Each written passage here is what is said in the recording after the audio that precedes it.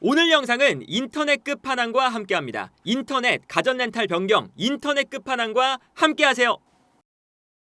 지난 플럼전에서 손흥민 선수가 경기에 대한 영향력이 그렇게 좋지 못했었고, 그러다 보니까 손흥민 선수의 플레이에 대해서 여러 매체에서 이야기가 나오고 있었는데, 일단 팀 전체적으로 봤을 때 토트넘에서 전반적으로 못한 경기였기 때문에 누가 잘했냐 못했냐를 얘기할 수 없을 정도로 모든 선수가 못한 날이기도 했어요. 그런데 기본적으로 손흥민 선수의 개인적인 컨디션도 많이 좋지 않았었습니다. 예를 들면 1대1 찬스를 손흥민 선수가 2번이나 놓쳤었죠. 심지어 상대의 치명적인 실수를 손흥민 선수가 받아서 득점을 기록하지 못했었는데, 이 장면에서 베시가 패스를 보내준다는 게 부정확하게 패스가 되면서 달려들어오는 베르너에게 패스를 헌납을 했습니다. 그러다 보니까 베르너가 볼을 잡자마자 앞쪽에 있는 손흥민에게 패스를 보내줬고요. 아주 좋은 찬스를 손흥민이 맞이하게 됐었죠. 그리고 보통 우리가 아는 손흥민은 프리미어리그에서 가장 득점력이 좋은 선수 중에 한 명이기 때문에 여기서 마무리를 할 것이라고 생각을 했는데, 여기서 손흥민의 슈팅이 레노 골키퍼의 발에 맞으면서 득점으로 이어지지는 않았습니다. 사실 우리가 손흥민이라는 선수를 오랫동안 봐왔기 때문에 저 짧은 순간에 베르너가 볼을 끊는 순간 손흥민이라면 당연히 득점을 할 것이다 라는 예상을 했던 그 찰나의 순간이었어요. 그런데 일단 손흥민 선수가 물론 레노 골키퍼가 잘 맞기도 했었지만 슈팅의 코스 자체가 그렇게 좋지 않았습니다. 레노 골키퍼가 손흥민 선수의 슈팅을 발을 뻗으면서 반응을 했거든요. 근데 이 반응을 할 수 있었던 이유가 손흥민 선수의 슈팅 자체가 다소 좀 강도가 약했었고, 그리고 골대 구석으로 가지 않는 슈팅이었기 때문에 레노 골키퍼가 반응을 하기가 조금은 수월했어요. 그리고 바로 뒤이어서 이런 장면도 있었죠. 이 장면은 안토니 로빈슨이 볼을 잡았을 때 손흥민 선수가 가운데로 들어오고 있었는데 백패스를 한다는 게 백패스가 굉장히 짧았습니다. 그러다 보니까 손흥민 선수가 이걸 눈치채고 빨리 달려가서 안토니 로빈슨의 백패스를 손흥민이 가져가거든요. 근데 여기서 레노 골키퍼가 어중간하게 나오고 있는 장면이었고, 안토니 로빈슨의 백패스를 받기 위해서, 그리고 손흥민 선수가 앞으로 달려가면서 이 볼을 중간에서 끊는 장면이었어요. 근데 여기서 손흥민 선수가 바로 슈팅을 가져가는 게 아니라 한 번 더 치고 들어가려는 시도를 했습니다. 근데 한 번 더 치고 들어갈 때 이 판단 자체도 치고 들어가는 순간 아무래도 각도가 없어지니까 그렇게 좋지 않은 선택지이기도 했지만 볼 터치가 약간 튀었죠. 그러다 보니까 볼 터치가 좋지 않을 때 레노 골키퍼가 빨리 달려들면서 손흥민 선수의 슈팅 각도를 막아버리고요. 여기서 레노가 볼을 차지하는 장면이 나옵니다. 그러니까 이런 장면을 보면 우리가 평소 알고 있는 손흥민 선수의 개인적인 컨디션도 전날따라 좋지 않은 것은 분명히 보였어요. 그런데 여기에 더해서 지난 경기 손흥민 선수의 달라진 점 중에 하나가 원톱으로 경기에 나왔다는 거죠. 그리고 원톱으로 나올 때 솔랑키가 부상으로 경기에 나오지 못하면서 손흥민을 원톱에 세웠고, 여기에 더해서 최근에 가장 좋은 모습을 보여주던 클루세스까지 빠져있는 상황이었습니다. 그러다 보니까 손흥민의 원톱에 가지고 있었던 단점들이 나타나기 시작했거든요. 이거는 전술적으로도 어느 정도 손흥민이 영향을 받았다고 할 수 있는 부분인 건데, 어떤 거냐면 손흥민 선수가 최전방 공격수 자리에 있을 때 여기서 이제 전제 조건은 손흥민은 제로톱에 가까운, 그리고 세컨드 스트라이커에 가까운 선수이기 때문에 손흥민은 앞으로 달려 들어가면서 공간을 향해 움직일 때, 그럴 때 좋은 모습을 보여줄 수 있는 선수죠. 원톱으로 나올 때도. 그런데 여기서 손흥민이 원톱으로 그렇게 나온다면 공간으로 패스가 들어가야 되거든요. 근데 지난 경기에서 풀럼이 강하게 토트넘을 전방에서부터 압박을 하기 시작합니다. 근데 이 압박이 들어갔을 때 여기서 이 압박을 그동안 토트넘이 풀어냈던 방법 중에 하나는 결국에 원톱 자리에 있는 솔랑키를 향해서 패스를 보내준 거거든요. 그러니까 솔랑키가 앞쪽으로 패스를 보내줬을 때 등을 지면서 볼을 받아주면, 볼을 받았을 때 뛰어들어가는 존슨, 혹은 미드필드 라인에 있는 메디슨, 혹은 왼쪽 측면에 있는 베르너나 손흥민, 이런 선수들에게 볼을 떨어뜨려 주거나 찔러 주거나 하면서 여기서 탈압박이 됐어요. 그러니까 전방 압박을 버티기가 힘들 때 한 번에 솔랑키에게 패스를 보내주는 것만으로도 탈압박이 되는 거였죠. 그런데 지난 경기는 손흥민 선수가 원톱으로 있었잖아요. 그러다 보니까 손흥민에게 패스를 보내주면 당연히 손흥민이 전방에 있다가 내려오면서 볼을 받을 때 상대 수비가 달려들면서 몸으로 부딪히면 손흥민 선수는 등을 지는 플레이가 본인의 장점은 아닙니다. 그러다 보니까 여기서 볼을 빼앗기거나 볼 컨트롤에 미스가 나오면서 패스가 제대로 연결이 안 되는 장면들이 나왔었거든요. 그런데 지난 시즌에는 손흥민 선수가 원톱으로 나왔을 때도 꽤나 좋은 모습을 보여줬던 시기가 있었어요. 특히나 지난 시즌 초반 10경기 토트넘이 정말 극상승세를 탔을 때, 그때는 손흥민 선수가 원톱이었잖아요. 그때는 왜 잘했냐면 메디슨의 컨디션도 그때는 정말 최고였고, 왔거든요. 그러다 보니까 메디슨이 내려가서 볼을 받아준 다음에 손흥민이 전방으로 뛰어들어갈 때 뛰어들어가는 손흥민에게 찔러주는 패스가 들어가는 이러한 전개 과정이 있었거든요. 메디슨이 아니라면 사실 뭐 최근에 쿨루세프스키가 중원에서 굉장히 좋은 모습을 보여주잖아요. 쿨루세프스키가 나오면 사실은 쿨루세프스키가 최근에는 안쪽으로 들어가서 볼을 받아주고 상대의 압박을 견뎌내면서 볼을 끌고 본인이 올라오기 때문에 직접 올라오면서 뛰어들어가는 선수에게 패스를 찔러주는 이런 움직임이 가능해요. 그러니까 결과적으로 토트넘이 이 후방 라인에서의 빌드업이 탈압박을 할 때 정말 탈압박에 엄청나게 능한 선수가 있는 것도 아니고, 그리고 최근에는 반더벤과 로메로 같이 수비 라인에서의 안정적인 패스를 공급하는 선수들도 부상을 당한 상태고, 그러다 보니까 전반적으로 이번 시즌에 솔랑키의 포스트 플레이, 그리고 쿨루세프스키가 내려와서 볼을 받아주거나 아예 중앙 미드필더로 출전해서 볼을 가지고 전진시켜주는 이 솔랑키와 쿨루세프스키의 개인 능력이 발휘가 됐을 때 전방에 있는 손흥민, 브레넌 존슨 이런 선수들에게 볼이 전달이 됐거든요. 그런데 이번 경기는 솔랑키와 쿨루세프스키가 없다 보니까 손흥민 선수가 전방에서 내려오면서 볼을 받아야 되는, 그러니까 본인이 잘하지 못하는 플레이를 해야 되는 장면들이 많이 나왔어요. 이 장면을 보면 손흥민 선수가 전방에 있다가 내려오면서 볼을 받습니다. 그리고 뒤에 있었던 디우프, 풀럼의 중앙 수비수가 달려들면서 손흥민을 압박을 하죠. 근데 여기서 미드필더 라인에서 패스를 전개하기가 힘든 상황이었는데 이때 손흥민에게 한 번의 패스를 보내주거든요. 근데 여기서 손흥민이 내려오면서 볼을 받을 때 디우프가 몸으로 밀고 들어가면서 이 볼을 먼저 끊어내는 데 성공을 합니다. 이런 장면이 반복이 됐었던 거죠. 그러다 보니까 지난 경기에서 손흥민의 볼 터치를 나타내는 그래프인데 풀럼의 페널티 박스 근처에서 볼을 받는 빈도보다 약간 내려오면서 볼을 받는 빈도가 많았다는 것을 확인할 수가 있죠. 하프라인에서도 볼을 받는 빈도가 몇 번 있었고, 기본적으로는 전방에 있다가 내려오면서 볼을 받는 위치에 손흥민 선수가 볼 터치가 꽤나 많거든요. 그리고 이 그래프가 손흥민 선수가 중간에 70분쯤에 쿨루세프스키가 들어오면서 결국에는 손흥민을 왼쪽으로 보내고 쿨루세프스키가 원톱으로 나왔어요. 그런데 풀럼전에서 손흥민 선수의 볼 터치가 40번 있었거든요. 그런데 쿨루세프스키가 들어오기 전까지, 그러니까 쿨루세프스키가 들어왔던 70분 무렵까지의 손흥민의 볼 터치 맵이에요. 그런데 이 횟수가 21번이 찍힙니다. 70분 동안 21번의 볼 터치를 했거든요. 그런데 쿨루세프스키가 들어온 이후부터 왼쪽 측면으로 넘어간 다음부터 또다시 19번의 볼 터치를 했다는 것을 알 수가 있어요. 그리고 오히려 측면에서 조금 더 앞쪽으로 달려나가면서 볼 터치가 이루어졌다는 걸 알 수가 있죠. 왜냐하면 쿨루세프스키가 중간에서 버텨주고 손흥민에게 넘겨주니까요. 그래서 지난 경기에 40번의 볼 터치가 있었는데 70분까지 20번, 그리고 남은 20분 동안 왼쪽으로 가서 20번을 볼 터치를 한 거예요. 물론 중간에 풀럼에 한 명의 선수가 퇴장당하긴 했지만 그것을 제외하더라도 얼마나 손흥민 선수가 원톱 자리에서 볼을 소유하지 못하는 장면들이 많이 나왔는지를 알 수 있는 지표라고 할 수가 있겠죠. 그래서 사실은 지난 경기도 이렇게 손흥민이 후방에서 탈압박이 되면서 달려나갈 수 있고, 달려나가는 공간으로 패스가 들어오면 손흥민이 내려와서 볼을 받는 게 아니라 달려나가면서 볼을 받잖아요. 그러면 이 스피드 경쟁에서 상대 수비수와의 경쟁에 승리를 거두고요. 그리고 볼을 받자마자 아무래도 손흥민에게 수비가 쏠리니까 볼을 받자마자 반대편으로 뛰어들어가는 베르너에게 방향 전환을 해주면서 좋은 공간으로 패스를 넣어주는 장면이 있습니다. 비슷한 장면이 계속 나와요. 이 장면도 손흥민 선수가 후방에서 토트넘이 탈압박이 돼서 뛰어들어가는 손흥민에게 패스가 들어가는 장면이에요. 근데 아무래도 손흥민에게 수비가 쏠릴 수밖에 없겠죠. 그러면 반대편에 있는 베르너가 뛰어나가고요. 이때 손흥민이 볼을 잡자마자 뛰어들어가는 베르너에게 패스를 넘겨주는 장면을 볼 수가 있습니다. 그래서 지난 경기에 이러한 전술적인 특성을 살펴봐도 포스테코글루 감독의 이제 선택 자체가 그렇게 좋지 못했다는 것을 알 수가 있는 거거든요. 그러니까 솔랑키가 있을 때의 원톱의 움직임과 손흥민이 있을 때의 원톱의 움직임은 분명히 다르고, 그렇다면 토트넘의 볼 전개 방식도 솔랑키는 내려오면서 볼을 받으니까 내려오는 솔랑키에게 주고, 손흥민이 원톱에 있을 때는 달려나가는 손흥민에게 줘야 되는데 손흥민 선수가 원톱으로 나왔는데도 불구하고 내려오면서 볼을 받아야 되는 상황들이 계속 반복이 됐었다. 그리고 이제 이럴 거면 사실은 쿨루세프스키를 기용을 해서 쿨루세프스키가 볼을 가지고 전진할 때 손흥민이 달려 들어가는 이러한 구도를 또 만들어줬어야 되는데 그러한 구도도 만들어주지 못한 모습이 나왔었죠. 그런데 또 그 와중에 손흥민 선수가 득점을 할 때는 분명히 득점에 기여를 하는 장면이 나왔거든요. 그러니까 이 장면이 풀럼이 왼쪽 풀백이었던 안토니 로빈슨이 공격을 나갔다가 돌아오지 못하고 있는 상황이었어요. 아예 중계화면에서 보이지 않는데, 그러다 보니까 오른쪽에 존슨이 뛰어들어가고 있었고요. 약간 대각선의 위치에서 손흥민 선수가 움직이고 있습니다. 그리고 베르너가 볼을 잡고 있는 장면인데 이때 손흥민이 베르너가 볼을 잡자마자 의도적으로